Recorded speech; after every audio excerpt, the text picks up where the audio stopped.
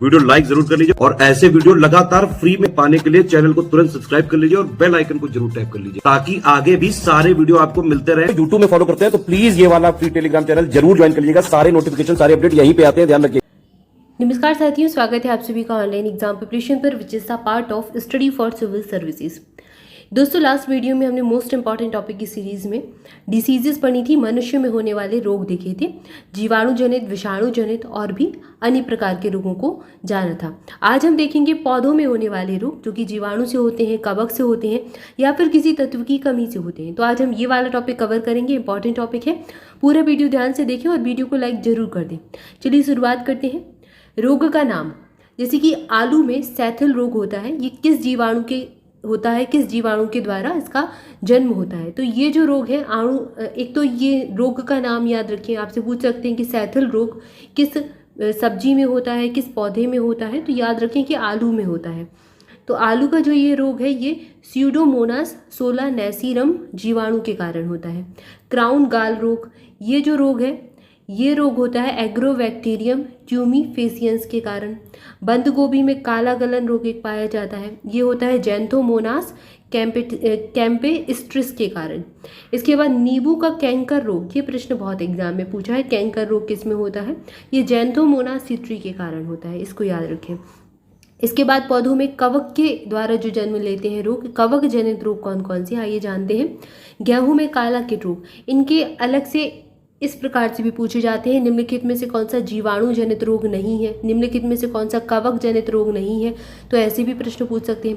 एक ही टॉपिक को कई प्रकार से पूछा जा सकता है, इसलिए हर डायमेंशन से आप टॉपिक को जरूर ध्यान से देखें कि ये जीवाणु वाले हैं, ये कवक वाले हैं। इनको चाहे अलग से लिस्ट बनाकर याद कर लें या 2-3 प्रकार से एक ही टॉपिक को आप नोट भी कर सकते हैं और उनका बार बार रिविजन करके, ताकि आपके माइंड में वो चीज़ें सेव हो जाएं और आपका जैसे आप जब एग्ज़ाम दें, अगर आपके एग्ज़ाम में वो प्रश्न आया है तो आप उस तरीके से सोचने में सक्षम हो पाए। तो ये चीज़ आप जरूर ध्यान रखें। इसके बाद कवक जनित रोग देखिए, गेहूं में काला हिट रोग कवक से होता है, ये पक्सीनिया ग्रैमिनिस ट्रिटिसाई कवक के कारण होता है। गेहूं में स्लथ कंड रोग, स्मच रोग भी इसको कहते हैं, ये अस्ट्रीलैगो नूडा ट्रिटिसाई के कारण होता है।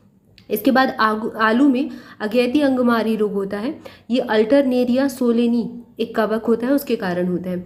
आलू में पछेती विलंबित अंगमारी रोग होता है, ये फाइटोफिथोरा इन्फेस्टेंस के कारण होता है। फाइटोफिथोरा इन्फेस्टेंस के कारण एक कवक है, उसके कारण ये रोग हो जाता है। इसके बाद आलू में ही होता है वार्ट रोग, ये सिनकाइट्रियम एंड्रोबायोटिकम के कारण होता है। इसके बाद मूंगफली का टिक्का रोग, ये सर्कोस्पोरा पर्सोनेटा के कारण होता है। गन्ने में लाल गलन रोग, ये किसके कारण होता है, ये कॉलीटोटाइकम फल्केटम के कारण होता है। ठीक है, तो लाल गलन रोग किसका है, गन्ने का है। टिक्का रोग किसका है, मूंगफली में होता है।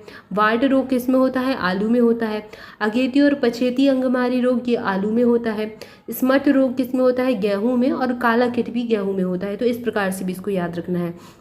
इसके बाद अगला दिया गया है धान में भूरी पर्णचित्ती रोग, ये होता है हेलमिंथोस्पोरियम ओराइजी, एक प्रकार का कवक है, इसके कारण।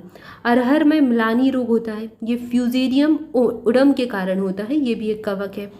भिंडी में पीतवर्ण सिरा रोग एक विषाणु जनित रोग है, ये विषाणु से होता है और सफ़ेद मक्खी इस विषाणु की वाहक होती है। तो ये चीज़ भी याद रखिए, ये विषाणु जनित रोग है जो कि भिंडी में हो जाता है, पीतवर्ण। ठीक है, इसके बाद कुछ तत्व होते हैं, अगर वो पेड़ पौधों में या फिर जो भी पादप है उनमें कमी हो जाए उन तत्वों की, तो उसके कारण भी रोग हो जाते हैं, जिसमें सबसे ज़्यादा आपसे पूछा जाता है धान का खैरा रोग, किसकी कमी के कारण, तो ये जस्ता या फिर जिंक की कमी के कारण होता है। इसको जेड से रिप्रेजेंट करते हैं। जस्ता और जिंक की कमी से मक्के में सफ़ेद काली रोग भी हो जाता है, सफ़ेद फली रोग। ठीक है, मक्के की जो फली है, कली है, वो सफ़ेद कलर की हो जाए, सफ़ेद कली रोग कहते हैं। जस्ता या फिर जिंक की कमी से ही एक लिटिल लीफ रोग भी होता है। अब बोरॉन के हैं कुछ, बोरॉन की कमी से कौन से रोग होते हैं, फूल गोभी में ब्राउनिंग रोग, चुकंदर में हार्ट रॉट रोग और सेब में आंतरिक काग रोग, ये सब बोरॉन की कमी से होते हैं। तांबा या फिर कॉपर की कमी से नींबू में डाईबैक रोग हो जाता है। तो डाईबैक रोग किसका है, नींबू का है, जो कि कॉपर या फिर तांबे की कमी से होता है। इनके ये वाले आपको याद रखना है, सिंबल्स भी याद रखने हैं। कॉपर का ये है, बोरोन को बी से प्रेजेंट करते हैं, जिंक को जेड से करते हैं, मॉलिब्डेनम को एमओ से करते हैं, ठीक है ना। पोटेशियम को के से करते हैं, ये आपको जानते, कैल्शियम को सी ए से करते हैं। तो यहाँ पर तांबा या फिर कॉपर की कमी से नींबू में डाइवेक रोग, और मॉलिब्डेनम की कमी से MO पत्ता गोभी में विपटलेल रोग, ये होता है पत्ता गोभी का रोग। तो फूल गोभी का ब्राउनिंग रोग है, लिटिल लीफ रोग है, जस्ता की कमी से, जस्ता के बहुत एग्जाम में पूछे गए हैं। उसके बाद एक कॉपर का भी पूछा गया एग्जाम में, ये वनडे एग्जाम में और UP SSC PT वगैरह में बहुत पूछे जाते हैं। इसके अलावा UPPSC में भी पूछा गया है कॉपर या जिंक वाले, तो इनको याद रखना है। तो यहाँ पर हमने कुछ तत्वों की कमी से होने वाले रोग देखे। इसके बाद पौधों में कवक जनित रोग देखे और जीवाणु जनित रोग। एक और छोटा सा टॉपिक इसको देख लेते हैं, कोशिकाएं और उनके खोजकर्ता। जैसे गोल्जीकाएं, इसकी खोज की थी जॉर्ज गोल्जी ने। माइक्रोकांडिया की खोज की थी C बेंडा ने। केंद्रक कला की खोज की थी हर्टविग ने। केंद्रक की खोज की थी रॉबर्ट ब्राउन ने। इसके बाद क्लोरोप्लास्ट की खोज की थी स्टिम्पर ने। इस फीको सोम की खोज की थी पर्नर ने। क्रोमेटिन की खोज फ्लेमिंग ने की। केंद्रिका की खोज फोंटाना ने की। राइबोसोम को खोजा था पैलेट नामक वैज्ञानिक ने। जीव द्रव्य की खोज की थी डुजार्डिन ने। इसके अलावा क्रोमोसोम की खोज की थी हॉफमिस्चर ने। तारकाय की खोज की थी बॉवेरी ने। और अंतःप्रदव्य जालिका, इसको खोजा था पोर्टर ने। और लाइजोसोम की खोज की थी क्रिश्चियन डी डवे ने। तो ये अलग अलग खोजकर्ता है कोशिकाएं और उनके खोजकर्ता यहाँ पर हमने देखे। इसके बाद हमारा जो अगला टॉपिक है उसको हम अगली वीडियो में देखेंगे। इस वीडियो में इतना ही। वीडियो को लाइक जरूर कर दें, चैनल को सब्सक्राइब नहीं किया तो वो भी कर दें। स्टडी फॉर सिविल सर्विसेज के अगर पेड बैचेस से जुड़ना चाहते हैं तो डिस्क्रिप्शन में सारी डिटेल दी गई, उसको फॉलो कीजिए। कॉन्टैक्ट नंबर दिए गए हैं, कॉल करके इन्फॉर्मेशन ले सकते हैं।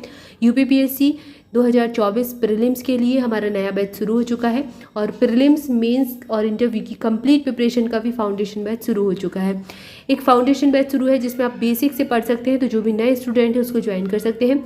इसके अलावा RO का भी हमारा नया बैच शुरू हो चुका है री एग्ज़ाम के लिए। तो आप कोई भी अगर कोर्स ज्वाइन करना चाहते हैं डिस्क्रिप्शन को फॉलो कीजिए। Study for civil services application पर भी हमारे सारे कोर्सेज और सारी PDF अवेलेबल है, तो उस वहाँ पर जाकर भी देख सकते हैं। जुड़े रहे चैनल के साथ। Thank you for watching this video. मस्त रहे, मुस्कुराते रहें और पढ़ाई करते रहें। Thank you so much.